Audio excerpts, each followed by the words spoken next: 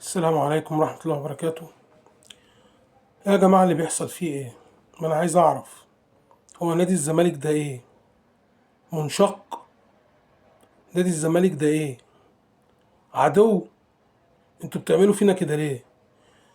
انتوا ليه بتستهتروا بينا كده؟ هي الأزمة المادية دي عند نادي الزمالك لوحده؟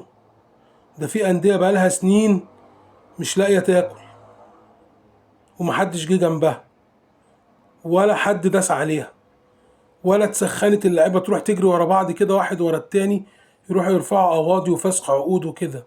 من امتى الكلام ده بيحصل؟ من امتى؟ ما انا عايز افهم. عشان لما كنا نقول ان في مؤامره، وعشان كنا نقول ان في، يقول لك انتوا عايشين في نظريه المؤامره والمظلوميه. طب قولوا لي اي نادي في مصر ليه دخل؟ احنا عارفين دخل النادي الاهلي منين، وكله فاهم الكلام ده كله. وخرجت بره نطاق الكوره، ودخلنا في قصه كبيره قوي احنا مش حملها ولا بنحبها. ليه؟ ليه بتعملوا كده في نادي الزمالك وفي جمهور نادي الزمالك اللي في مصر يعدي نص مصر، وعلى مستوى الوطن العربي هو الشعبية الأكبر؟ ليه بتهدوا الاسم ده؟ ليه بتعكننوا على الملايين دول كلهم؟ ليه؟ وبعدين أنا عايز أعرف حاجة بالبسيط أوي يعني. وزراء بتطلع تتكلم ومسؤولين بيطلعوا يتكلموا، وشغل تسكين ومرهمة، واصل هنديكوا أرض بديلة. ما هو حاجة من اتنين: يا أنت مخطئ فهسحب منك الأرض وأعاقبك وأحقق معاك على مخالفاتك، ونعرف مصير بقى ال 800 مليون دول راحوا فين. ها؟ لا اما انت راجل صاحب حق وارجع لك ارضك. لكن ايه نغمة ارض بديلة؟ اصل مش هنسيب الزمالك، والكلام ده داير بقى له 4 5 6 شهور. ايه ده؟ طب انا عايز اعرف بقى، نادي الاسماعيلي بيصرف منين؟ نادي المحلة بيصرف منين؟ نادي المنصورة بيصرف منين؟ المقاولين شركة ما هي واقعة بقى لها سنين والدولة بتساعدها وبتدعمها. ايه؟ اشمعنى الزمالك اللي بيتعمل فيه كده، واشمعنى احنا اللي بيتعمل معانا كده؟ كانت بدأت زمان في الصغير، وفي جون وبطولة وهبل ومش مشكلة وهبتعدي، وصلت دلوقتي لحاجة كبيرة أوي أوي أوي. ليه كل ده؟ ما أنا مش فاهم بصراحة. واقفلوا النادي، أنا أول مرة أسمع صحيح حد بيقول اقفلوا نادي. يعني إيه نقفل النادي؟ أنتوا عايزين تعملوا يعني وصمة في تاريخ نادي الزمالك ما تتمحيش؟ مش هي دي، مش دي الوصمة. الدولة نفسها بتعاني من ضائقة مادية، ضائقة مالية. دول بتعاني من ضوائق مالية. أمريكا عليها ديون. مش هي دي الوصمة. الوصمة في النفاق، الوصمة في الفساد. ها؟ دي الوصمة. الوصمة قضية زي قضية وكالة الأهرام. الوصمة المنشطات.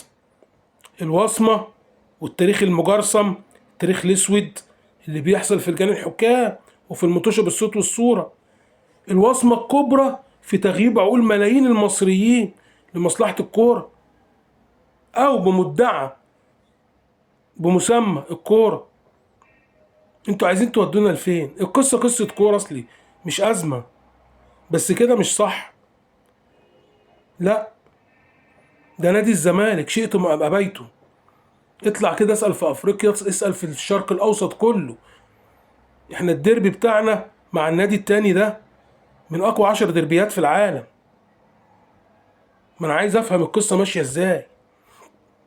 في حد تقيل قوي يعني اقسم مثلا، قسم انه يدمر نادي الزمالك ويقفله؟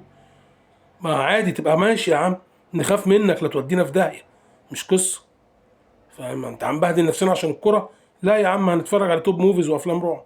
هنتفرج على ام بي سي اكشن، ام بي سي اكشن، وجيت لي وجاكي شان وارنولد وسيلفستر. ما تفهمونا يا جدعان في ايه؟ والله صحيح ده حاجه استفزاز وضغط عصبي بدون داعي. حلوا مجلس الاداره. مجلس اداره فاشل، فاشل.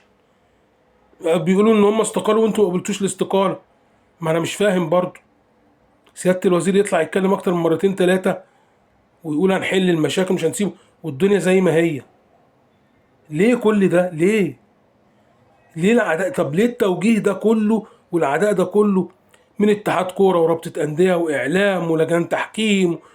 ليه كل ده وفي الاخر بيتحط علينا من نواحي قانونيه بدون داعي وبدون سند؟ مجلس إدارة لا بيحل ولا بيبل ولا بيطلع حتى يفهم الناس. محدش فاهم حاجة، وكل واحد بقى ماسك. الله يخرب بيت السوشيال ميديا على اللي اخترعها. مش فاهمين حاجة والله. كده حرام وكده كتير يعني. احنا برضو مصريين وربنا، وبنعشقها عيش. ما تعملوش معانا كده، عشان كده مش هينفع. عموما، فوق الكل الخالق الجبار، فوق الكل ربنا. وسبحان الله، عند ربنا ما فيش شيء هين. يعني اللي بيستهي في الموضوع ويقول اصل دي كورة ورياضة، ماشي، هي متعة. بس عارف فاتحة كام ألف بيت الكورة دي؟ عارفة فاتحة كام ألف بيت؟ عارف كام مليون بني آدم مهتم بيها؟ الحكم اللي بيحكم ده رزقه من الكورة. بيفتح بيه بيت. لعيب الكورة، عامل الأمن، عامل غرفة الملابس، اللي بيبيع العلم، اللي كان زمان بيبيع الجورنان عشان الناس تقرا خبر الكورة، التلفزيون، القنوات الفضائية. آلافات وملايين البشر بترزق، وربنا جعل لها باب رزق سبحانه وتعالى من الكورة، من الرياض، من الزمالك. اللي بيتابع فرقة الهاندبول في الزمالك، اللي بيحلل في مطوشة الهاندبول، اللي بيساعد، اللي بيمسح أرضية البلاط في ماتش الزمالك، وفي ماتش القناة، وفي ماتش الأهلي أصبحت شغل، باب رزق، باب مرزقة. زي وزارة الكهرباء، زي وزارة العدل، زي الضرايب والجمارك حرام يعني. ربنا سبحانه وتعالى لا يغفل ولا ينام. خلاص الواحد حس والمصحف بمرارة، بمرارة أقسم بالله. كل حاجة بنشوفها بقت تضايق وتنفر، حتى اللي بننفذ فيها ونستمتع فيها. ما ينفعش. شوفوا لكم حل. من امتى بيحصل كده؟ الأندية كلها بتمر بمراحل زي الطين، وما شفناش الكلام ده. حسبنا الله ونعم الوكيل، حسبنا الله ونعم الوكيل، حسبنا الله ونعم الوكيل، صيغة الأقوياء. حسبنا الله ونعم الوكيل دي مش صيغة ضعيف، ولا هي دعوة على حد. لكن حسبنا الله ونعم الوكيل، هو حسبنا وهو وكيلنا. دعوة الأقوياء بالله سبحانه وتعالى. السلام عليكم ورحمة الله.